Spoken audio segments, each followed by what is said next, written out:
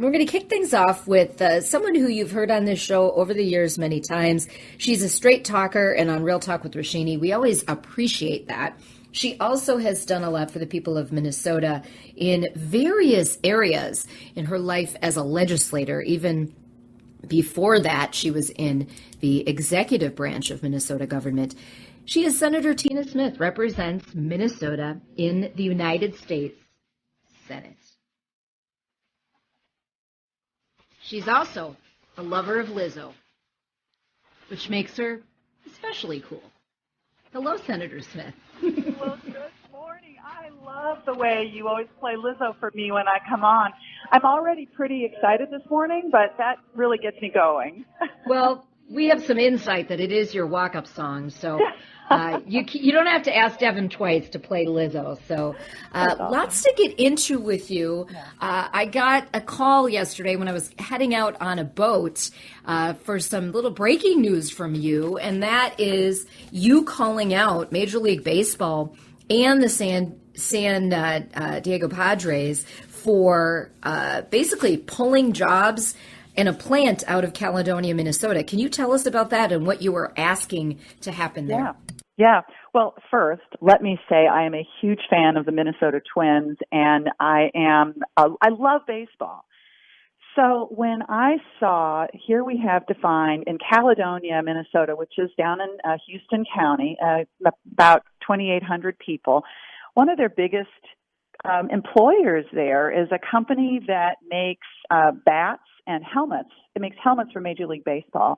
Well, there's been all these companies that have bought other companies, and here we come to find out that they're planning on closing this plant in Caledonia and shipping these jobs other places, including these bats being made in China. And I just think that this is ridiculous. Here we have America's pastime, Major League Baseball, which is a part owner in some of these companies, shipping these jobs to China. So I sent a letter yesterday to Major League Baseball and to the private equity firm whose manager is a partial owner of the San Diego Padres and said, basically, come on, what gives? This is not the right thing to do, and you need to reconsider this decision. Senator Smith, it's also true that Major League Baseball, several of the teams, have benefited from billions in taxpayers' stadium subsidies. And, I would guess people like you and state legislators allow that because you're hoping for good things for a particular state. Well, exactly. I mean, here we have the San Diego Padres that have benefited from, and Major League Baseball teams broadly that have benefited from billions in taxpayers' stadium subsidies. They also have long benefited from an exemption from federal antitrust law to allow them to operate the way they want to operate. We have allowed them relaxed overtime rules. I mean, we help baseball, and in return, I would think that they would not want to be pulling these jobs from Caledonia, Minnesota, which is a great community, and they rely on these jobs. It's a small town, and with 80 jobs leaving, that's like a huge blow. Yeah, and that's putting that in perspective. It's only a town of 2,800. 80 jobs matter a lot. A major plant closes. I mean, the trickle effect, the domino effect to other industries also. All right, so your work there is not over. I know that just went out yesterday. Have you heard anything yet from them? No, not yet. We just put this letter out yesterday. The news of this just started to kind of come out on Thursday and Friday, and so we sent the letter yesterday, and we'll stay tuned. And I'm going to push on this because I think that it's Major League Baseball needs to be remembering the communities that are their fans and that support them, and so we'll keep working on this.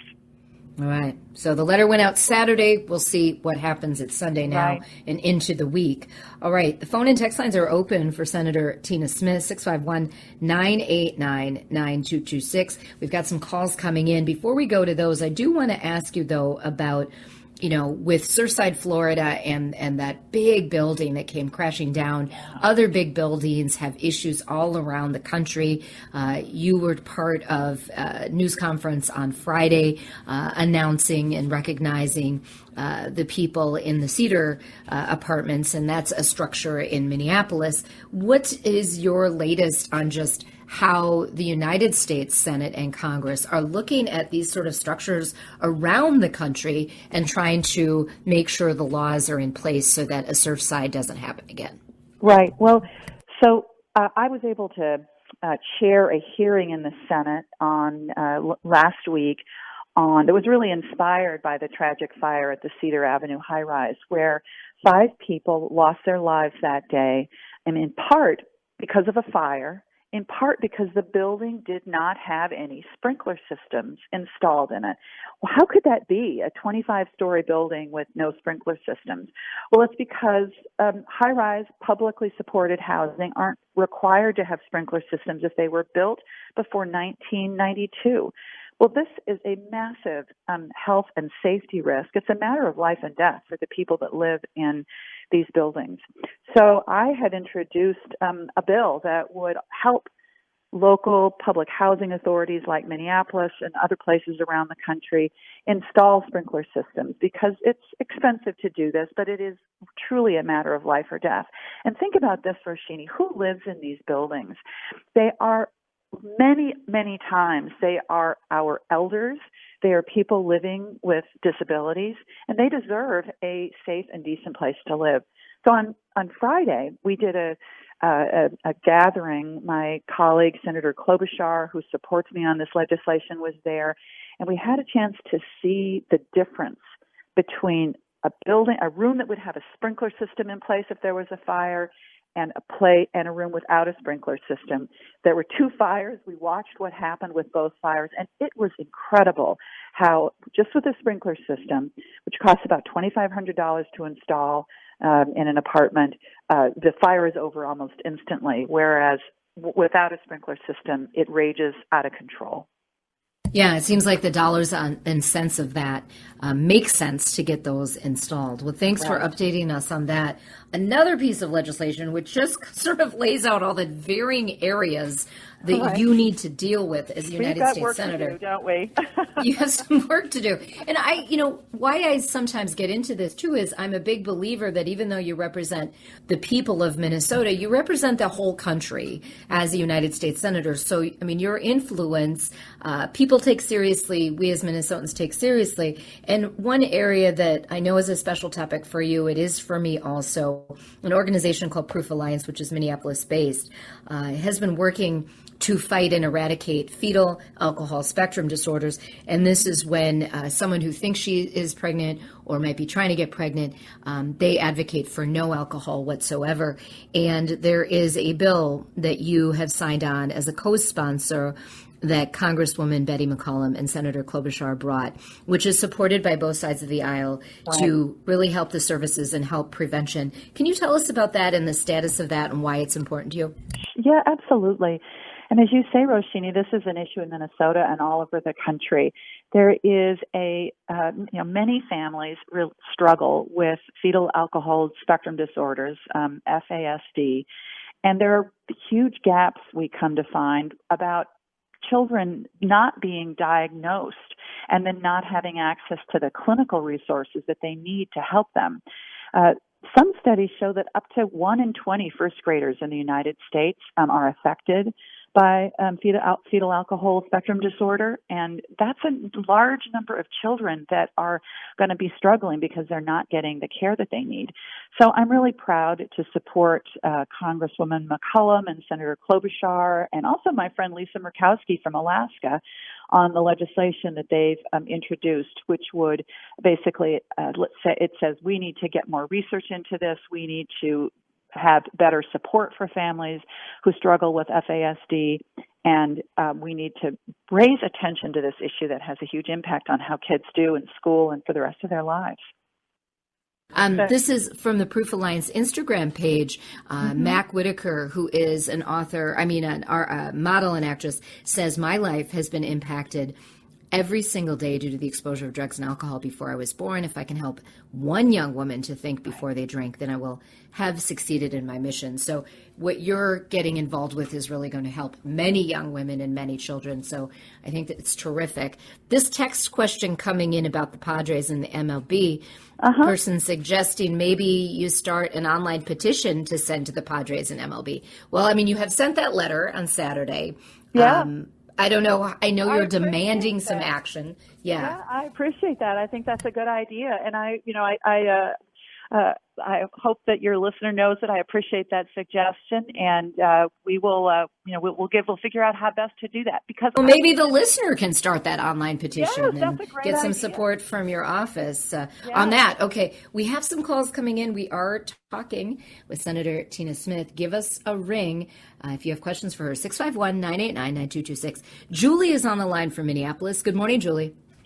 Hi. Thank you, Senator. You have shown us that you have a heart for the very, very poor, the elderly, the disabled who live on fixed incomes, that live in high rise. I'd like to ask a question, really make a plea on a related issue.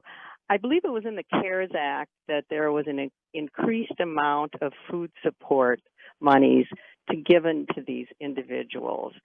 And I'd like to know, what do you think is the chance? I heard it expires in September. What do you think the chance is that Congress might make that permanent?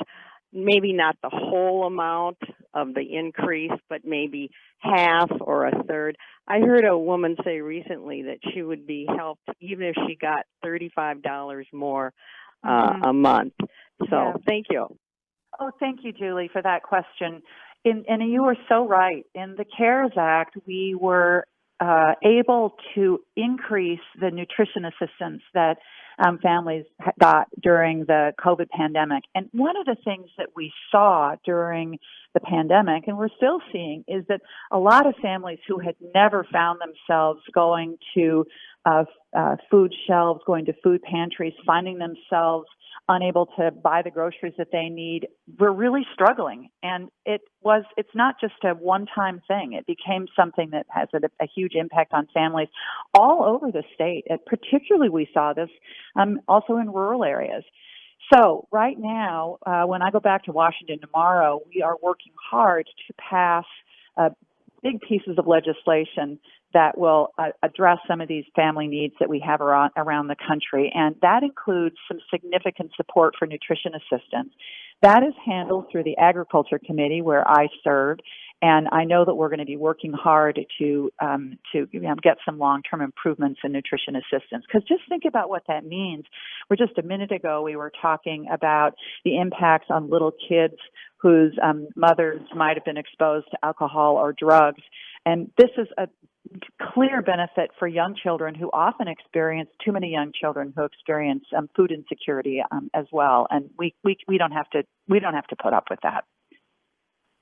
All right. Phone and text lines are open for Senator Tina Smith in our remaining couple minutes, 651-989-9226. Let's talk a moment, Senator Smith, about bipartisanship and cooperating across the aisle.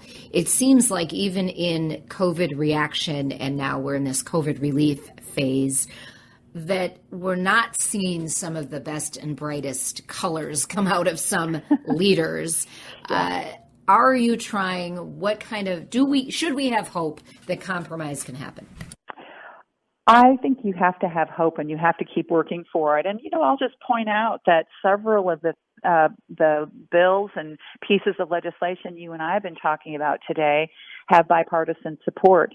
My proposal to support sprinkler systems, installing sprinkler systems in housing, publicly supported housing, has bipartisan support in the House, and addressing fetal alcohol syndrome is bipartisan. Right now, Minnesota farmers are dealing with a terrible situation with drought, and I'm working with Senator John Thune from North Dakota to help cattle ranchers in particular who are have a need. So I think there's always room for bipartisanship, and I try to find that place. But I also think that I have to just keep pushing for what I think is best for Minnesota, and do my best to get bipartisan support for that. But you kind of look for you look for where you can make progress, and you look for ways that you can make progress across party lines.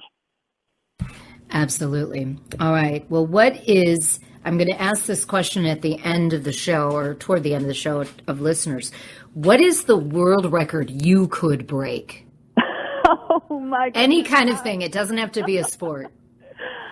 The world record that I could break would probably be, I don't know, maybe like the biggest bowl of popcorn. I'm a huge popcorn fan. And so my mother taught me how to make popcorn popped in bacon grease. I don't know if anyone has tried that, but I strongly recommend it.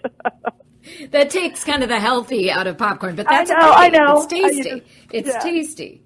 All right. Well, Senator Tina Smith, thanks for being with us today. We covered a lot of ground. We appreciate it. Good luck with all the work and representing the people of Minnesota. Well, it's great to talk with you, Roshini, and I hope everyone has a safe and peaceful Sunday, and I'll talk to you soon.